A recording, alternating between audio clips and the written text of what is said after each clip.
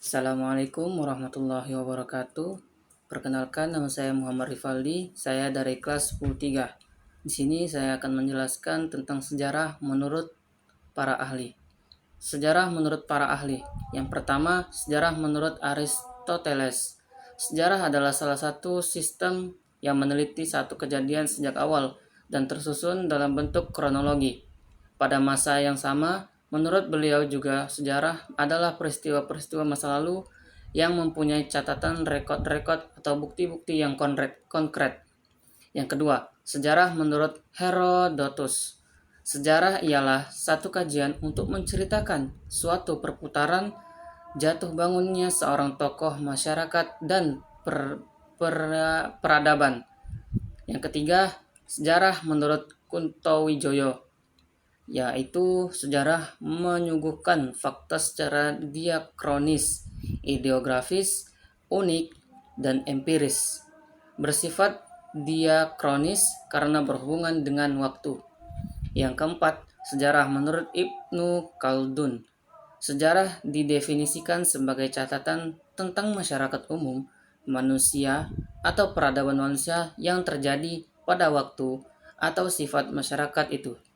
Yang kelima, sejarah menurut Charles Harding Ford, yaitu sejarah merekam kehidupan masyarakat manusia, perubahan masyarakat Indonesia yang terus-menerus membatasi aksi-aksi masyarakat, dan merekam kondisi-kondisi material yang telah membantu atau merintangi perkembangannya. Sejarah yang keenam, menurut J. Bang. Menurut J. Bang, sejarah merupakan semua kejadian atau peristiwa masa lalu.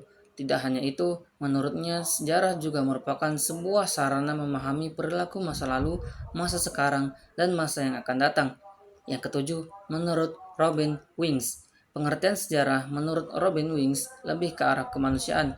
Menurutnya, sejarah merupakan studi tentang manusia dalam kehidupan masyarakat. Yang ke-8, menurut Sir Charles Ford.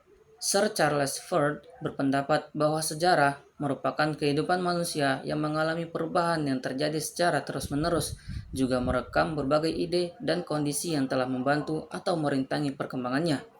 Yang ke-9, yaitu menurut John Toss.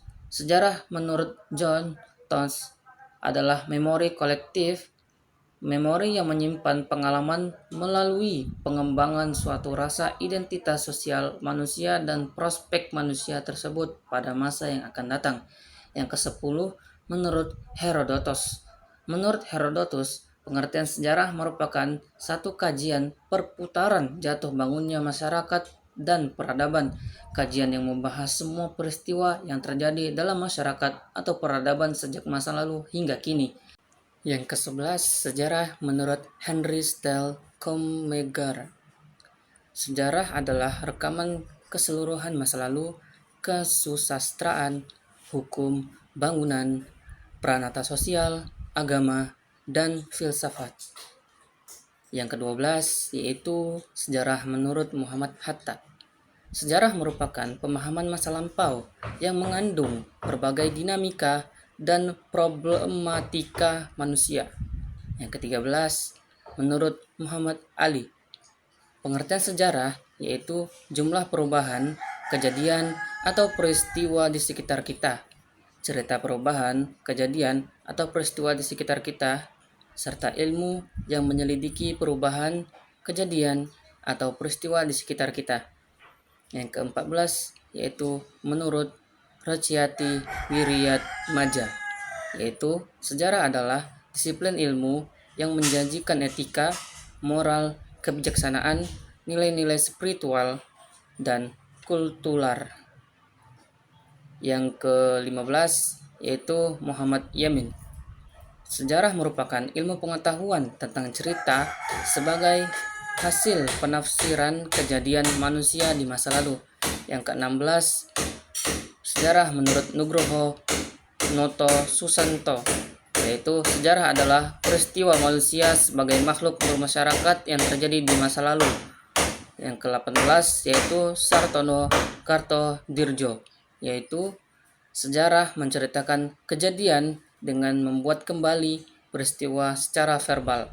Yang ke-19 yaitu menurut Daniel dan Banks sejarah adalah kenangan pengalaman manusia. Yang ke-20 menurut J.V.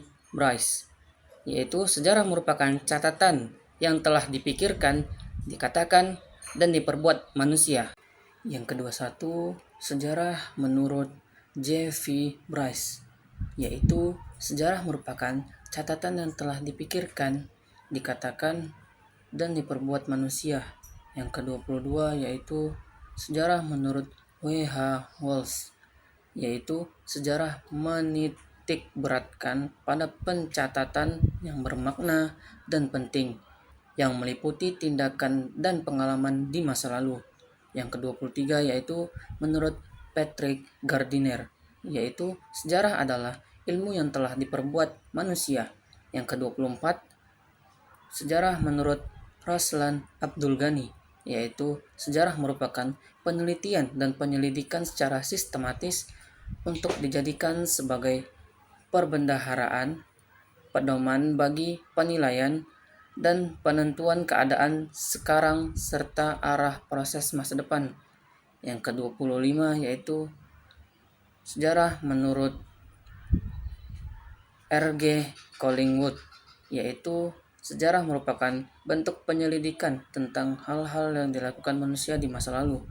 Ke-26 sejarah menurut Sidi Ghazalba yaitu sejarah sebagai masa lalu manusia dan seputarnya yang disusun secara ilmiah dan lengkap, terdiri dari urutan fakta dengan tafsiran yang memberikan pengertian dan pemahaman tentang apa yang berlaku. Yang ke-27 yaitu menurut E.H. Carr yaitu sejarah merupakan dialog yang tidak pernah selesai antara masa sekarang dan lampau, suatu proses interaksi yang berkelanjutan antara sejarawan dan fakta-fakta yang dimilikinya. Yang ke-28 yaitu menurut Mutahari. Menurut Mutahari mendefinisikan sejarah menjadi 3. Pertama, sejarah tradisional atau tarikh nakli merupakan pengetahuan tentang kejadian, peristiwa, dan keadaan di masa lampau yang berhubungan dengan masa kini.